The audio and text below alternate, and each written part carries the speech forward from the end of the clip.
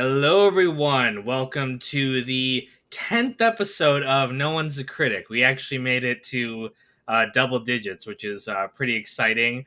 As always, I'm one of your hosts, Kino, and I'm joined by Mac. How you doing today, Hello, Mac? I'm doing well. How is sunny LA? It is in LA, right? VidCon. It's in Anaheim, which is basically LA. Okay. I'm at VidCon. For those of you who don't know, I have my little badge right here. And it's been interesting. It's 4 days long. Today on Wednesday when we're recording is only the first day, and it's pretty much today was pretty much just registration. And then there was some meet and greet stuff. The coolest thing was there was this giant gumball machine. Like, it was like 2 stories tall. And it's like, I think it's like sponsored by Mr. Beast or something, but basically Okay. there's a huge line. I didn't go to do it, but you basically get in line and then you get like a gumball, and then there's different prizes for whatever like gumball you get. I think someone was saying they were giving away a car, which I thought was pretty cool. Kind of like Oprah, style, but Mr. You get a Beast, car, you get a gumbo. yeah, he's got that money to be able to do something like that. But I'm excited for tomorrow. That's when the events all officially start. There's a bunch of different there's different tracks you can go down. There's like, if you just want to see like the famous YouTubers or TikTokers or whatever, you can go to those ones. But there's also, for people who are like creators who want to learn more, there's also like some seminars and stuff for like how to grow your channel and how to do all these different things. So I'm pretty excited about that. I think it'll be fun to learn more and hopefully meet some interesting people. Nice, cool. Yeah. And what have you been up to since last we talked? Not much. I got a busy couple months coming up. I got 2 weddings, a bridal shower, and a bachelorette party. Overall, I'm not going to the I bachelorette. was like, are you going to that? No, I maybe. I mean, maybe I'll just like sneak in. I'll just show up like, oh You're gonna be the stripper at that. That's what's gonna be. hey. My girlfriend is going, but we're flying back to meet with them, and I'll probably just hang around. I got some friends in town, so probably I'll just hang out with them. But otherwise, I've been doing a couple new videos. I'm on a leftovers kick now. I did one video on Yeah. leftovers. I'm working on. I actually have to finish up the script tonight or tomorrow. And I'm gonna be doing my next long form project because I haven't done one of those in a while. It's gonna be a full series review of the leftovers. Oh yeah. I saw you It's post about that. Yeah, show. A lot of people haven't really seen the show, Hmm. or not really haven't seen. No, yeah, they really haven't seen it. Yeah. It's kind of cult. It's kind of like a cult following sort of Yeah. thing. It's very like Twin Peaksy, Yeah. in a way. But so yeah, I'm excited to see how I think people will enjoy it. Yeah. Yeah. It's one of those shows I haven't checked out, but I've heard good things. I'll probably get to it eventually. But we live in such an age where it's like there's just so many good shows on television, or at least semi-interesting shows that people recommend, and Hmm. it's like it's hard to find time to watch it all. I didn't even watch The Wire until all my fans recommended, when I was doing the Sopranos videos, like, go watch The Wire, and that changed my life completely. But if it wasn't for them pushing me, like, there's just so much things to watch or to rewatch. We both love to just rewatch a lot of these great shows that we like. So it's hard to find time to carve it out for all the interesting television shows going on nowadays. It's like, across like Netflix and HBO and the traditional networks. There's just so many shows out there. Yeah. Well, Better Call Saul's finishing up, so that's Yeah, pretty exciting. yeah, And I have a feeling they're just like, man, like, again, I'm not really like, I haven't seen the show obviously, hmm but just given like the success of Breaking Bad and like the talent behind it, I feel like I have a feeling these last 6 episodes are going to be insane. They're just going to like just fucking go for it. I hope so.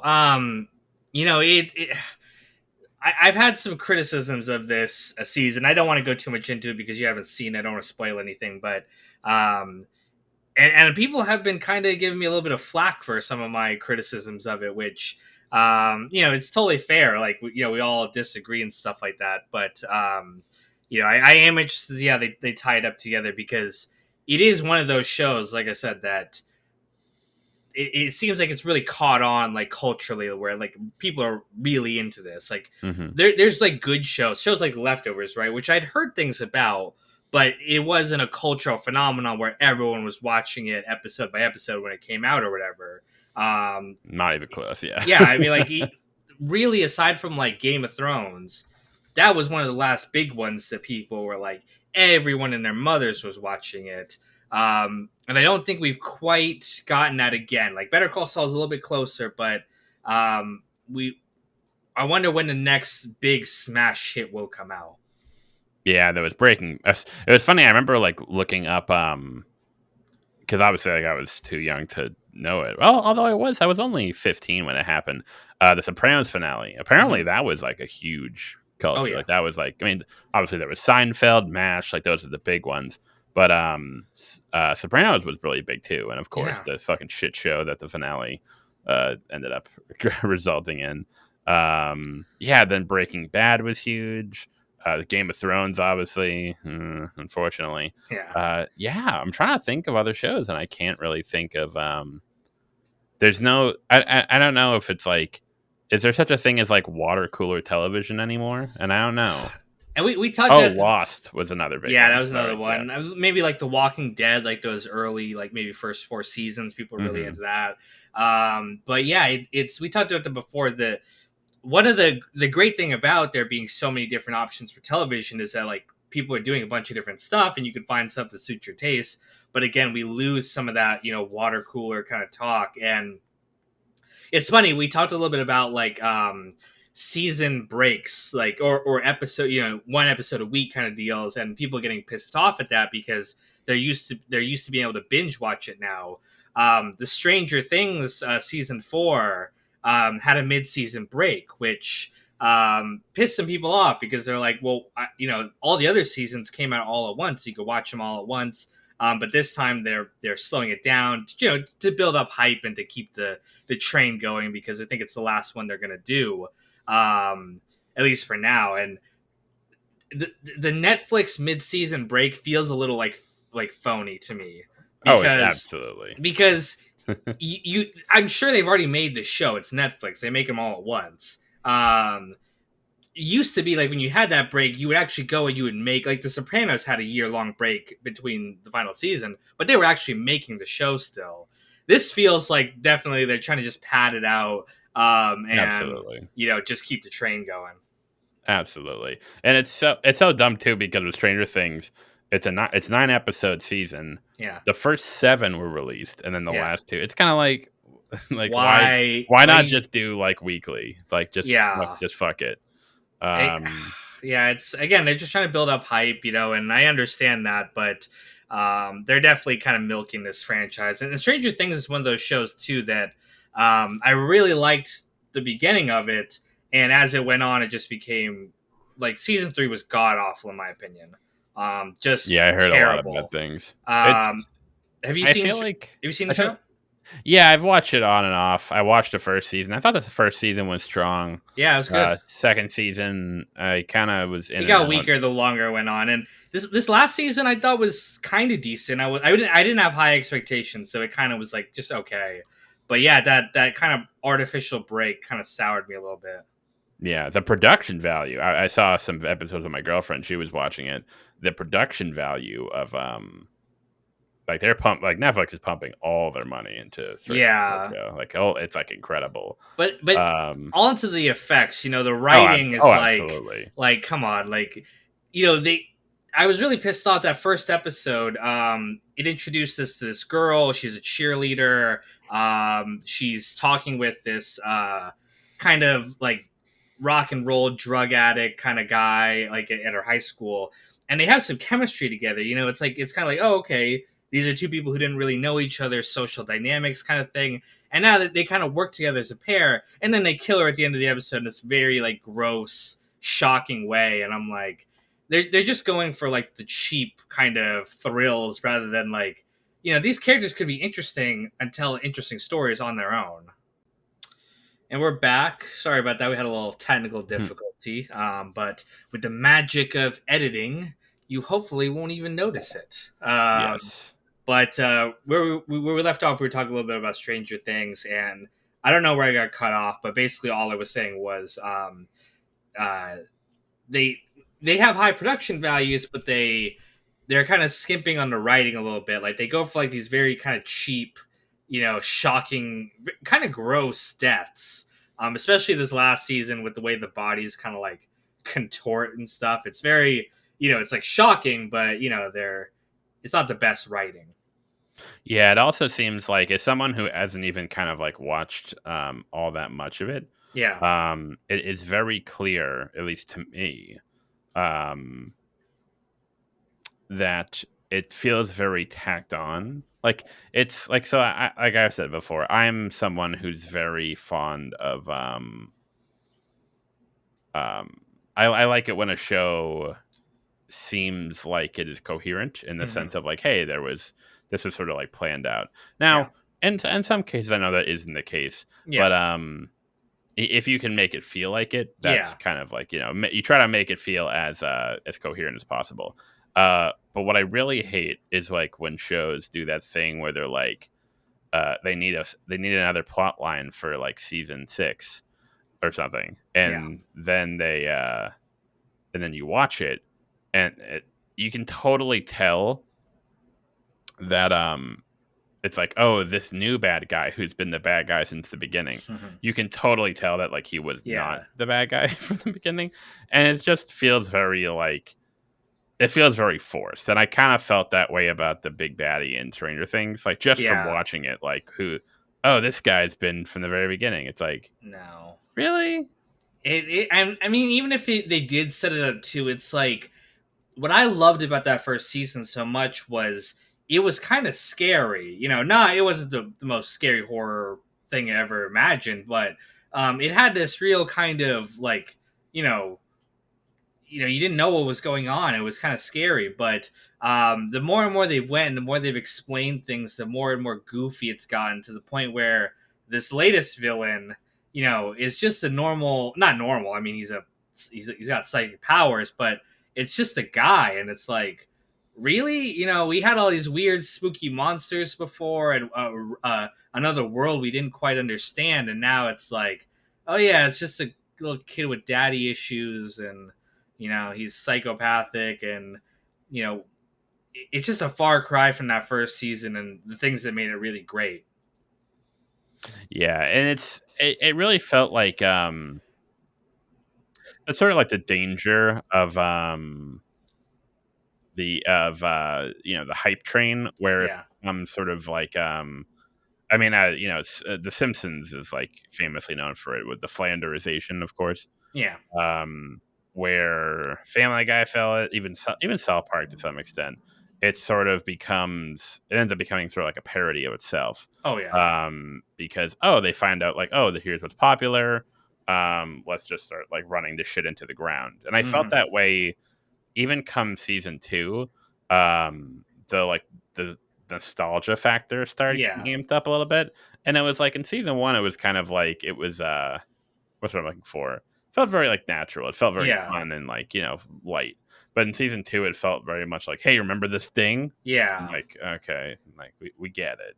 That's I enough. mean, that was one of the shticks of the show, which was it was a love of the '80s or whatever, which is cool, but is this whole like '80s nostalgia thing is getting really old. Like I've seen it a lot across a number of different things. Even this like latest Top Gun they're doing. I've had enough of the '80s, to be honest with you. It's gotten to the point where it's like, come on, let's start loving another decade here and start remembering something else here, because I've had enough Dungeons and Dragons, Pac-Man nostalgia for a while.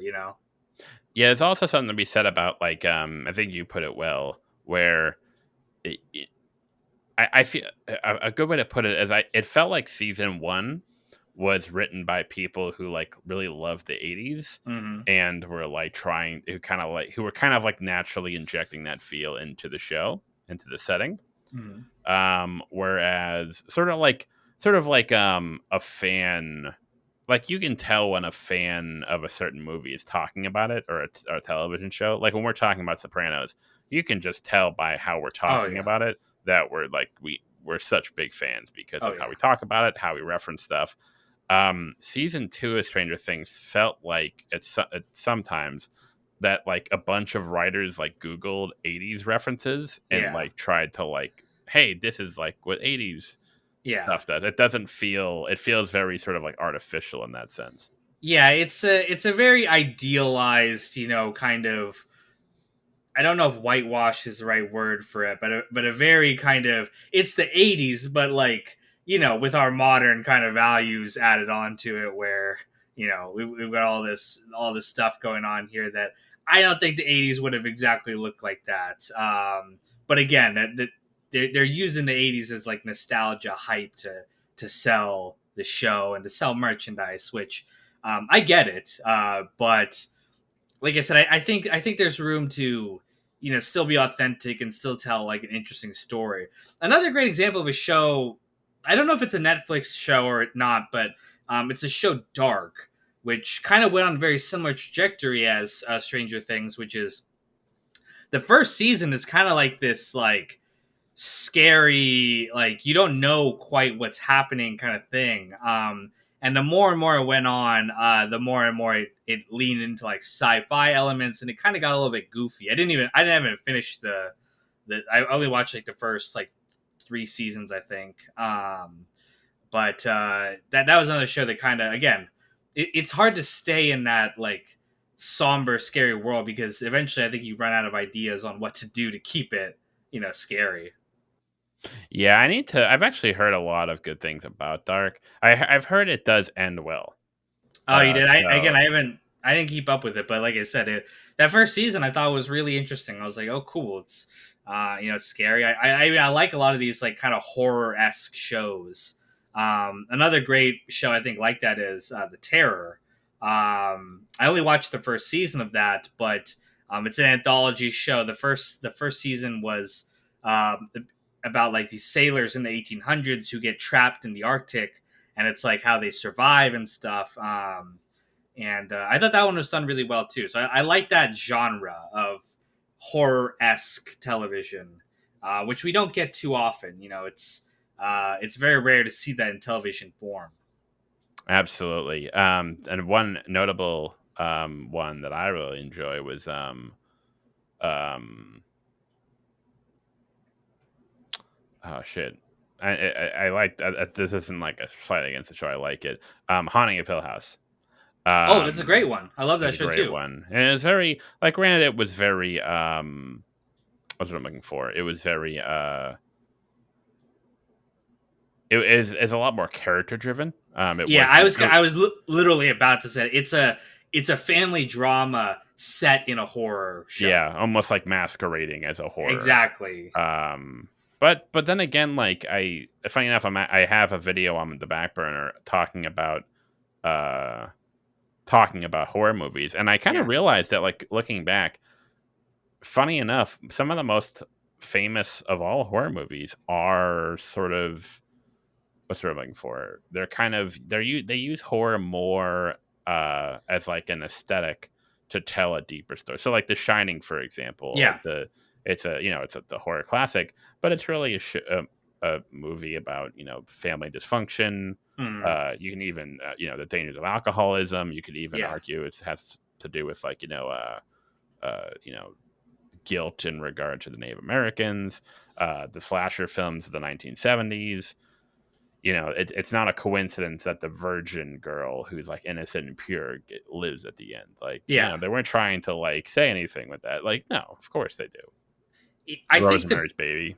Yeah. I think that I mean that I don't think that's indicative of just horror too. I think all great shows really are more than just their trappings. The Sopranos is not a gangster show. It's a family drama set in the gangster world. Mm-hmm. The Wire is not a cop show. It's a show about America set within the world of crime in Baltimore. And as it went on, it expands more beyond that too. But I think all the great movies and television shows of all time do more than just their, you know, and that's maybe the problem with Stranger Things too, which is that like it's just that surface, of nostalgia and pseudo horror versus telling like a interesting and compelling character driven story that has more weight to it than just, hey, remember the 80s? Hey, remember this monster? Hey, look at this girl do this weird contortion thing before she dies. Hmm. Or yeah, Breaking Bad. It's Yeah. it's obviously got all the gangster stuff, but it really is more of it's a character study about a Yeah. man. Um, yeah, but like I feel like horror. That's kind of like the big differentiation. That's sort of why I like um the video. I kind of put it on the back burner to make room for the leftovers, but I'm doing a log form analysis of Hereditary and Midsummer, Mm. Ari Aster's films, and how these films, while they're kind of known for like being like these like edgy horror films and a lot of gore, yada yada yada. Really, they're domestic dramas. Hmm. That's literally what they are. They just Yeah. happen to use um, horrific elements Yeah. to sort of enhance its messaging. So, like for example, like Hereditary, it's got cults and crazy beheading and naked people. It's like crazy, but the story is it's a cautionary tale. It's a Yeah. satire in a sense of like, hey, or have you ever seen Ordinary People? No. So it was everyone knows it. Everyone knows it as the film that beat Raging Bull for Best Picture Hmm. in 1980. Now, Ordinary People, like obviously Raging Bull should have won, but Ordinary People is an excellent film. It's a film about a family their son is killed in a boating accident, and the son, mother, and father kind of have to grapple with it. What's so funny is that Hereditary is sort of like it is sort of like a carbon copy of Ordinary People. Uh, in the sense that like there is a death in the family and the mother, father, and son have to deal with it. Hmm. The difference is, of course, in Hereditary, it's a cautionary tale. So, at some point in the film, you realize, oh, okay, this family is not going to reconcile. They are not going to be able to sort of like handle this situation. But instead of the film just playing out like a domestic drama by saying, hey, if the family doesn't come together, they're not gonna, they're gonna break apart and they're not gonna be able to, coexist as a family unit. Ari Aster uses the satirical angle of saying, hey, this family is not going to be able to come together and communicate, which means now the psychotic cult is going to kill them all in like the most Yeah. grisly way possible. It's in Midsummer is the same way. Like, hey, Yeah. this couple can't communicate, they can't work out their issues. Here comes the cult. you Yeah. know? Well, I think a lot of directors, have that that message that they want to convey, and those ideas just swirl around in their heads, whether they even realize it or not. They end up telling very similar stories to each other, over and over again in their work. You know, from what I've seen of David Chase, granted I haven't seen everything, but just The Sopranos, Not Fade Away, The Many Saints of Newark. A lot of it is like this kind of intergenerational conflict of like the younger generation or the older generation not getting the younger one. And that's kind of David Chase's whole life. That's what he's been obsessed about forever. And that comes through in all of his works. It's always like a father and son kind of conflict plays itself out there. Regardless if it's, again, like I said, Sopranos, Not Fade Away, and The Many Saints of Newark. What's so funny about I'm so glad you brought Mason to Newark because now that I'm thinking about it, that was a perfect example of a movie that kind of going back to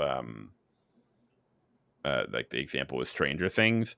Mhm. That was a movie that really suffered because on one hand, it was telling an interesting story about like the race riots and the intersection with uh, mob life in New Jersey in the '60s, but because so like this is like sort of like what I've heard, but basically HBO is like, hey, we're not going to fund this shit unless like you tie it heavily into Yeah. Sopranos. And so half of the film is this interesting exploration and it's got some interesting ideas and it's like, okay, where is this going? And the other half of the film is just like meme fodder. Yeah. Like, hey, reference this, this, gabagool, Yeah. and it's that clashing of like this sincere story that's probably, it's not like something we know, but it's interesting, and this other half, which is just like, hey, you remember this? Remember when? Like, it's just Yeah. that's why that film is such a mess. Well, I don't think he got to tell either story really because Yeah, the Newark story is unfinished. We don't really see, you know, why it happens. I mean, we see one incident that sets it off, but we're not exploring those consequences in a meaningful way because we got to focus on the Sopranos stuff, and then the Sopranos stuff doesn't get explored in a meaningful way because we keep cutting back to this other character who's only tangentially related. Like, again, it feels like two stories that just weren't meant to go together. I mean, and they could have been weaved together in an interesting way, but I think it needed another draft to go through, and I think it needed another writer to kind of tone down some of these elements and change it around. And I would really hope we get that, like I said, sequel or another film with Terry Winter. David Chase said the only way he would do another one is if he works with Terry on it, and I think that could be fantastic. I just finished Boardwalk Empire recently. Have you seen that show? I watched a little bit of it in the past. It was sort of a weird show because I never really heard anything negative about it. Hmm. Like, I've only heard good things. As far as I'm concerned, it has good reviews. Um, but it just was never a show that I kind of like. Mad Men kind of the same way. I mean, Mad Men was like more praised, of course, but Boardwalk Empire was sort of weird.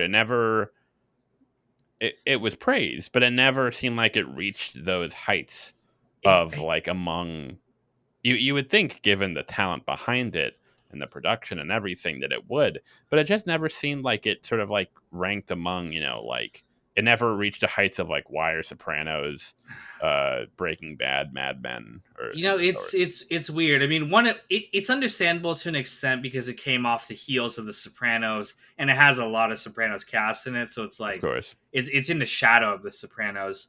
Um, Two, I don't think it's as good, as The Sopranos or The Wire.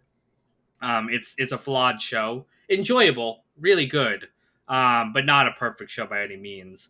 But it's also weird too when you think about it because I haven't seen it, but Terry Winter did another show called Vinyl with again it's Bobby Carnivale, I think that's his name.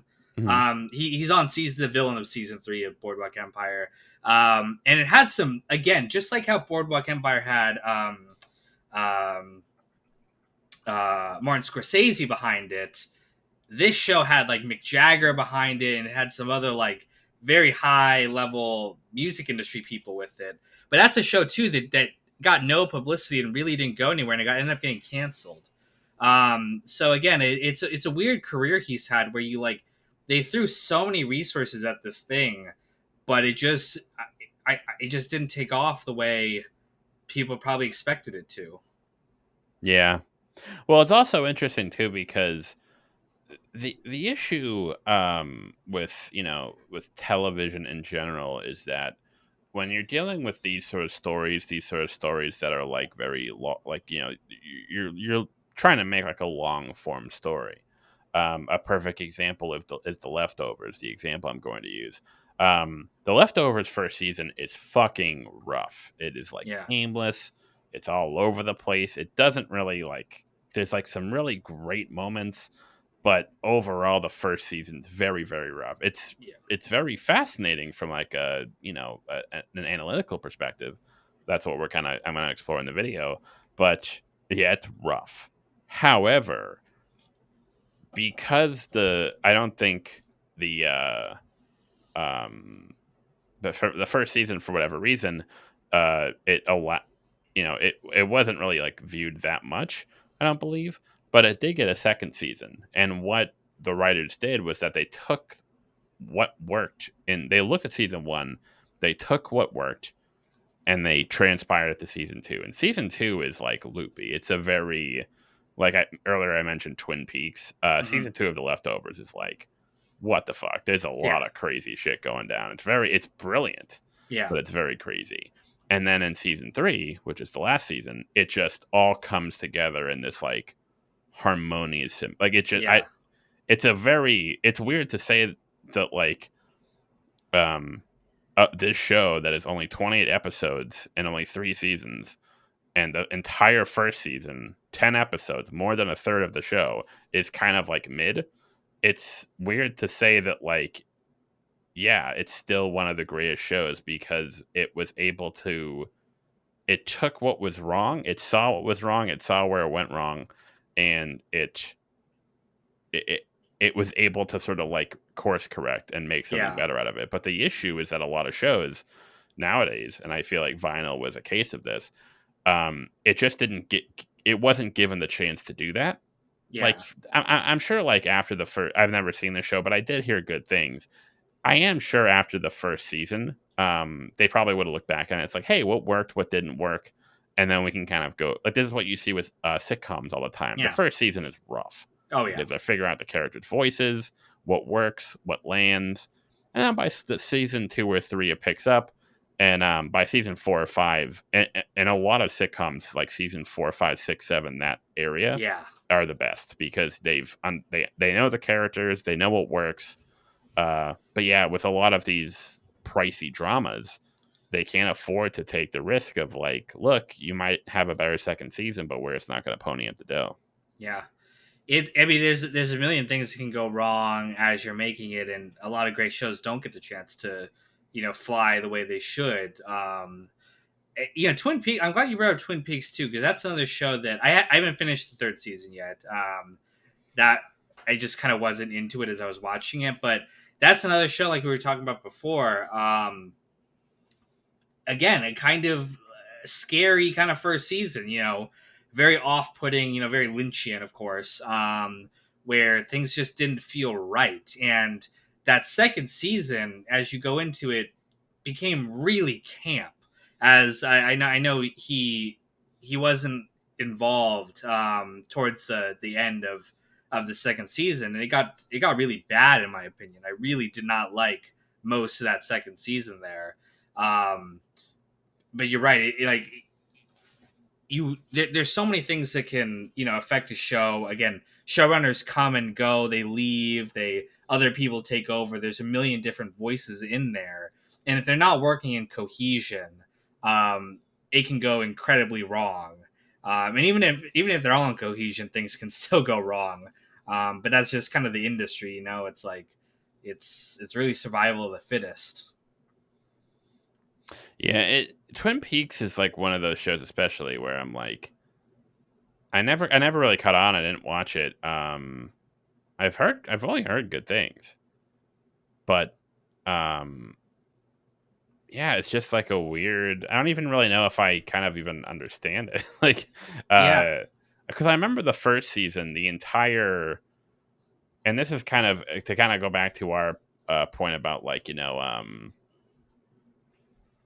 um, talking about how certain like directors or filmmakers have, whether or not they mean to, they kind of always explore the same themes. One Hmm. of Lynch's big themes is the corruption of small town, or like the reveal of small town innocence. Blue Yeah. Velvet, of course, is this perfect sunshine town, Yeah. but there's like this seedy underneath it. Yeah. And so, from what I've read, like the idea behind Twin Peaks was that you have this small town, you have the murder of Laura Palmer, and you have the FBI coming to investigate.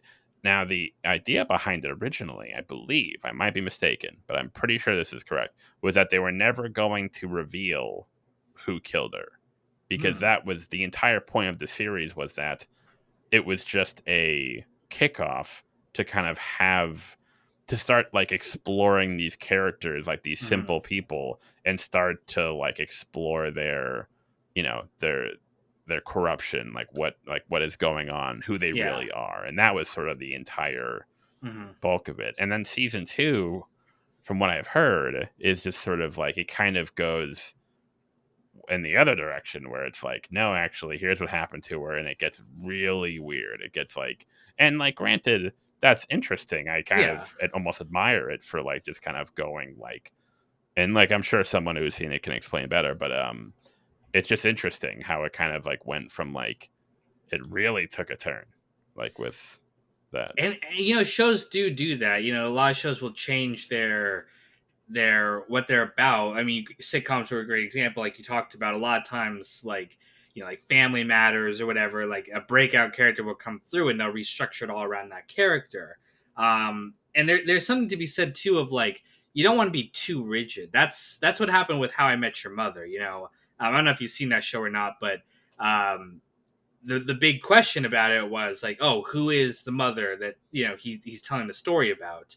And they knew from the second season it was going to be this one character. I mean, have you seen the show? Yeah, here and there.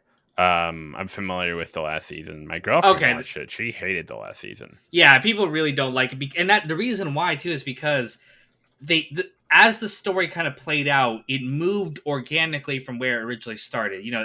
At the second season, they decided the girl is going to be like not the mother, but the girl, like Ted's going to end up with this girl. But as the story went on, it kind of made less and less sense. Like the characters developed in natural ways where it's like, oh, it doesn't make sense for them to be together.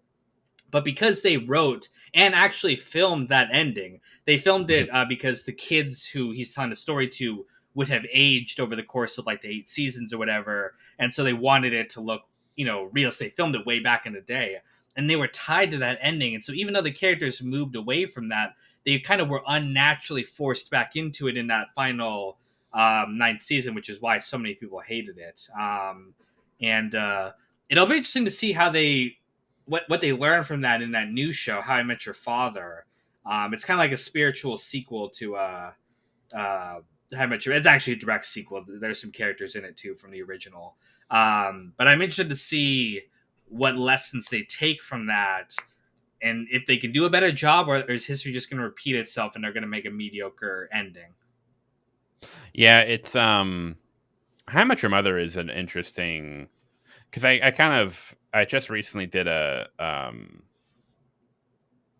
video on Mr. Robot and Gossip Girl and how it's talking about knowing your ending, and I think one of the big lessons that hope I hope people don't take away from How I Met Your Mother and Game of Thrones and shit like that is that what I fear is that a lot of people take the lesson from those shows is like, hey, if you have a planned out ending, that's a bad thing.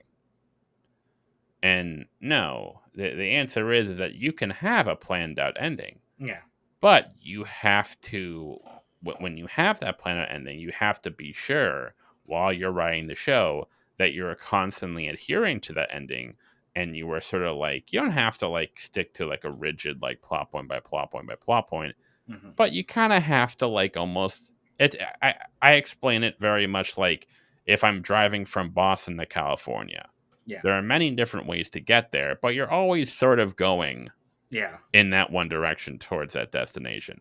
hmm, Um, the issue with Game of Thrones and How Much Your Mother is what you described is at some point they took such a detour or they got so far off track that getting back on that set path to where they were originally going was hmm, unfeasible. It was yeah, just there was no way to do it without like just causing a shit ton of like, especially Game of yeah, Thrones. Like it was just they had to like they had to course correct so much shit and like with whiplash character changes. It's like, okay, this is not you could have done this if you set it up a certain way, yeah, but this is not the show. This is not the ending to the show that you wrote.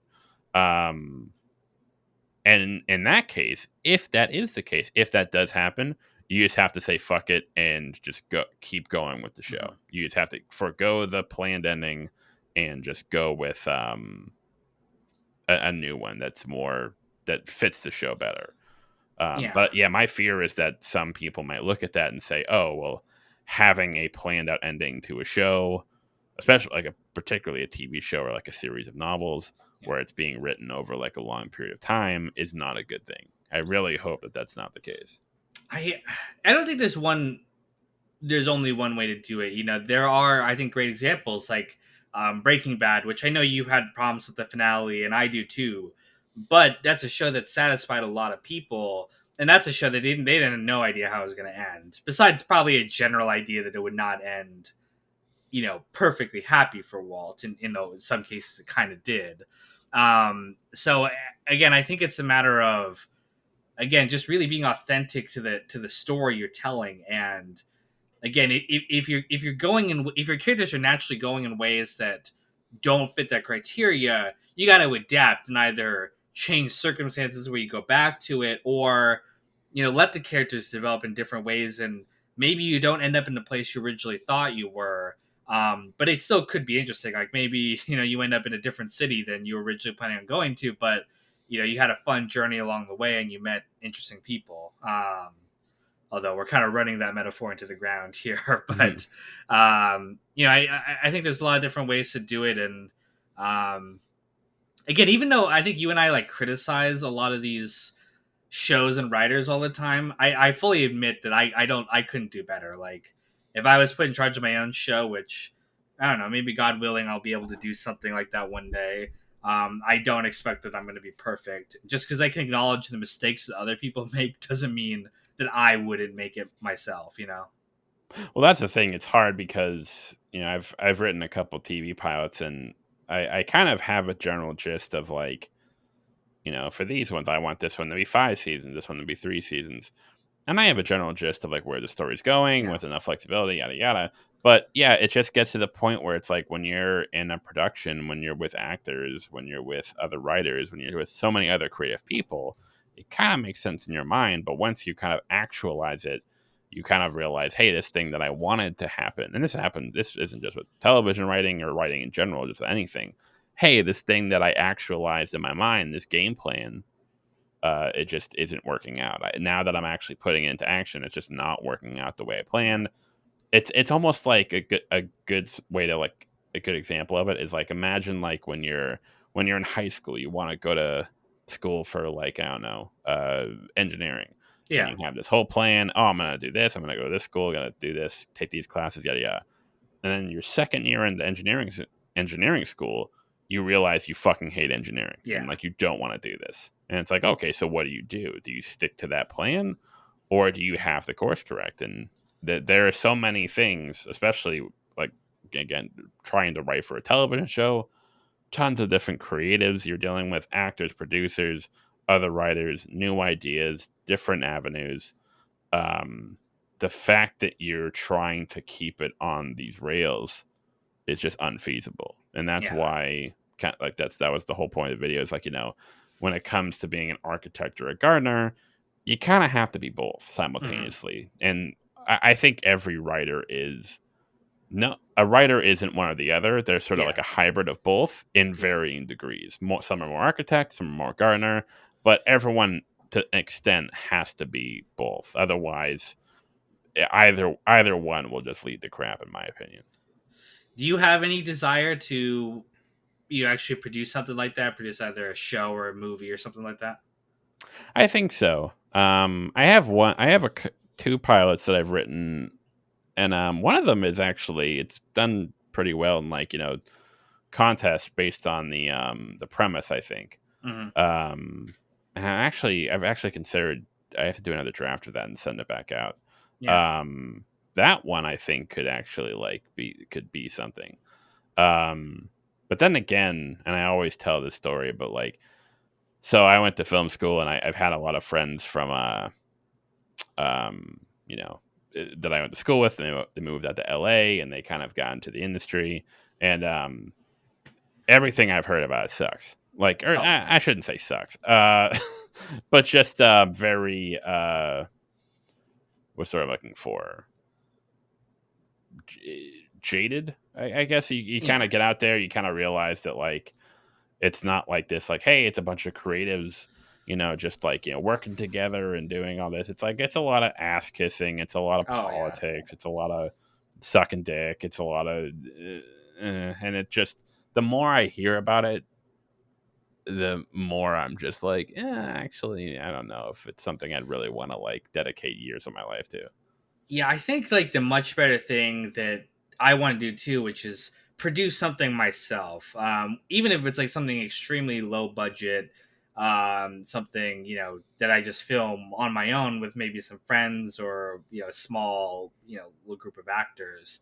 I think we're both the same way. I want to do what I want to do, and I don't want to have to, basically suck someone's dick, either figuratively or in some cases literally, in Hollywood, to get what I want done, and have to compromise the vision. It's like, even if less people see it or there's less money in it or whatever, just the simple fact that it was, kind of my vision and it's something I want to do, that appeals to me much more than the traditional path. And I think, luckily, we talked about this before, with technology and stuff, it's so much easier to produce something like that now.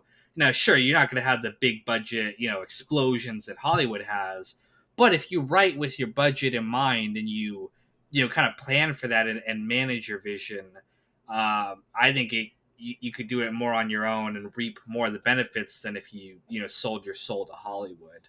Mm-hmm. But there's people who want to do it the traditional way too, and I understand that. And Hollywood still produces some great works from time to time, so I don't admonish people for doing that route either. Yeah, and it's hard because it's the we kind of have to remember when we're talking about television shows and whatnot. um we tend to only see, it's very similar to kind of like how when we're talking about what's it called, recall bias, when we're talking about like, oh man, look at all the good movies that came out in the 40s and Yeah, 50s, and nowadays all we make is crap. And yeah, it's like, no, if you actually like look at like, obviously you remember like Casablanca, Citizen Kane, yeah. all like the handful of classics, of Hmm. course. They're like, do you know how many movies they like pumped out in the golden age of Oh cinema? yeah, Oh my god, it was just, there was so much schlock. And yeah, like some of them weren't like bad films, like they yeah, weren't classic, but they weren't bad. But man, they just like, there were so many just forgettable films, just films that just you don't, that people don't even bother to like yeah, restore, because it's like, yeah. why would you? And but maybe for those people who made it, that was, fun for them, and they got some enjoyment out of that, and maybe that's enough. Like, if you and I ever made something, what are the chances it's going to be, a world renowned, remembered classic for the rest of our lives? And as much as you and me kind of, we praise the classics all the time, and we shit on, like, modern stuff that's going to be forgotten. Um, still, I'm sure for those people, it's like, oh my god, I made a movie. I know for me, I told you about a little something I'm working on that I'm not gonna go into huge detail, but it's a small little film project I'm doing. And just the act of making that was so much fun. Where I was like, yeah, it's a shitty little video. Who gives a fuck? But you can still get enjoyment out of that too. And that's why I said, like, I don't aim for that huge, kind of Hollywood blockbuster classic. It'd be nice to do that. But there is some enjoyment of just making something on your own that's like, you know, just the experience.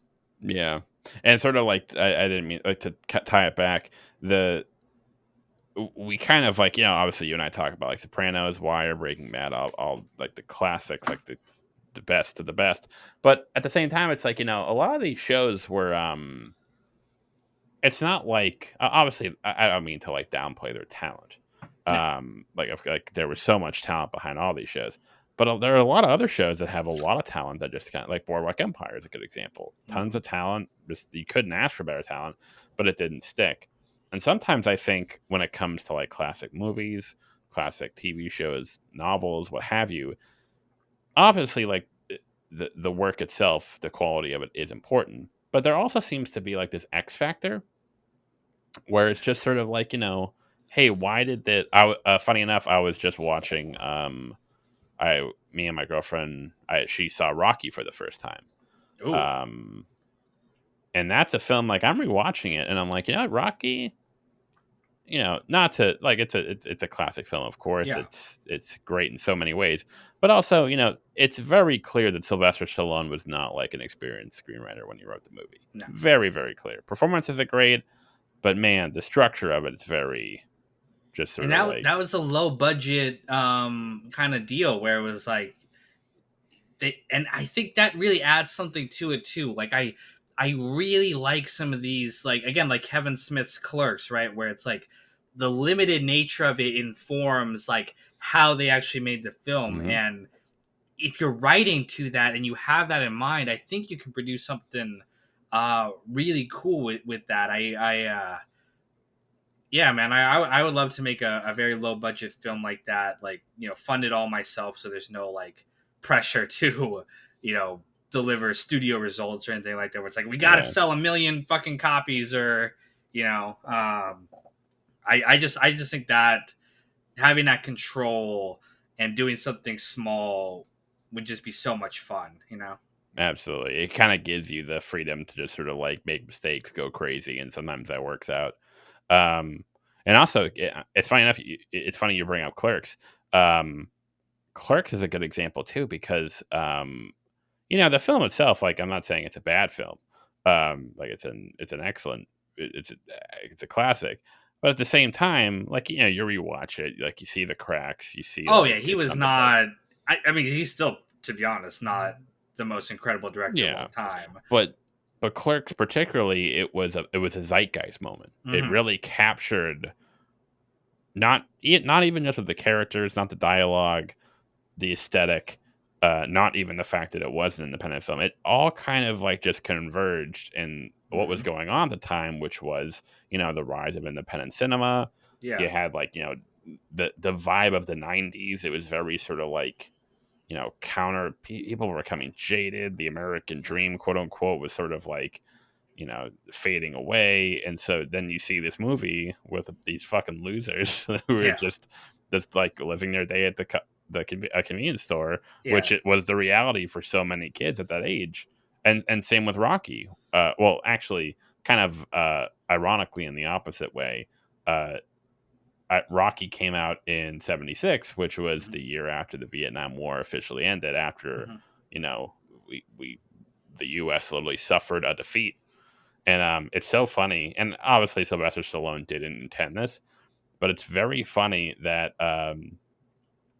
Rocky, a story about a guy who went the distance but didn't win, but that's like the victory, Yeah. came off the heels of the Vietnam War, which was a war where the U.S. was in for way too long, and we should have pulled out, and everyone knew that years before. Yeah. Um, and Richard Nixon, was like, "No, man, like we gotta stick it out." And it's just Yeah. obviously, again, like that was. I don't think Sylvester Stallone was No. like, "Nah," but there was sort of I think it was in a way catharsis after that period of just horror and of just like moral defeat to have this story of the little guy just Yeah. be unapologetically inspiring. Yeah.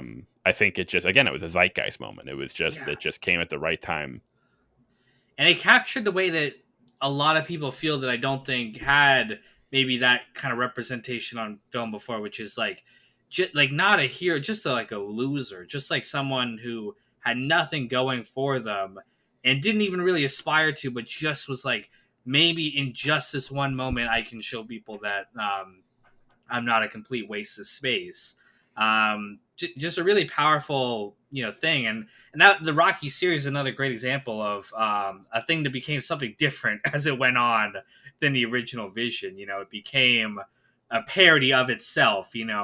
Rather than this like slow emotional story, it became American propaganda. The typical action schlock, which is still enjoyable. Not gonna lie, Rocky Four is still a fun movie to pop in and watch, but um, definitely lost sight of that original vision. And maybe, who am I to say that that was for the worse or not? It's like Yeah. it definitely made more money. It definitely kept it popular, and the series is still arguably going on to this day. So Well, you do what you got to do to survive, in Hollywood. it's funny because we were just talking about, Rocky really did like even Rocky 2, like people still swear by it. I have my issues with it. It kind of, I don't know. I kind of think it kind of sullies. Obviously, like you want to see him Rocky win, of course, but it kind of does feel like it sullies the entire point of the original film, which Yeah. is like you don't, yeah. And then 3 was weird. Like the scene, like him and Apollo becoming friends was of course excellent, but the whole Mr. T thing was weird. Rocky 4 is meme fodder. Rocky 5, I don't even want to talk about it. So it did become parody, but then Rocky 6, Rocky Balboa, it really did. I remember, and I saw it at theaters. This is like, what was I, 14? And I remember, like, it really returned to like the Yeah. roots of what the series was. Yeah. Even Creed, I think, the first Creed, I haven't seen the second one, Hmm. but Creed, I think it really does capture the point of Yeah. the first one. It with a new like a new character and a new dynamic, of course. At the end of the movie, he's like, kind of echoes what you just said. He's like, I want to show the world that I wasn't a mistake. Yeah. Kind of very similar, it different but similar in the sense of Yeah. like, I want to show the world that I'm not nothing, that I'm someone, I have a name. And it is a question of like, if you're gonna keep going on, can it stay the same? Probably not. And that it's a good question of whether it should keep going on. Maybe they shouldn't have made any more beyond the original, but if they're going to, you have to take the character in different places. Otherwise you get something like, Star Wars The Force Awakens, which is we're literally just doing it again with better graphics this time around. And that's not something I want to see. So Well, what's ironic about that too, like that you mentioned it, I was just thinking about that too because I was telling my girlfriend, I was like, let's watch Rocky and then we'll see which other ones we're gonna watch. But then I realized it's like, oh, actually, in order to like, cause I'm thinking like, hey, if I think Rocky Balboa, the sixth one's very accessible. I think it's a film that like anyone can watch, even if you haven't seen the originals. But if you have, it's very rewarding. But Rocky 2, he becomes heavyweight world champion. So, like, the film, and of course, he marries Adrian. And Rocky 3, of course, the whole Clubber Lang thing is kind of lame. But that is an important movie because A, Mick dies, and B, he and Apollo become, like, brothers. And then in 4, again, the whole Eva Drago thing kind of, it's meme fodder. But Apollo's death is very important to the series going forward. So in 2, 3, and 4, you actually do have very important story. Like, as memey as they are, whether or not the fights are big, the story, each film is actually pushing the character and actually giving them like very substantial character beats. And then there's Rocky 5, which you can argue it's like, well, he's having conflict with his son, but like, I like, of all of them, I think that like you can just completely skip Rocky 5. That was the one, and like how you put it, that was the one where it just kind of like went off the rails, and like they were like, what are you even doing at this point? yeah, it is that joke from Family Guy where they do it's like Rocky. I think it's Rocky 6, but it was before that one came out, and it's like, yeah.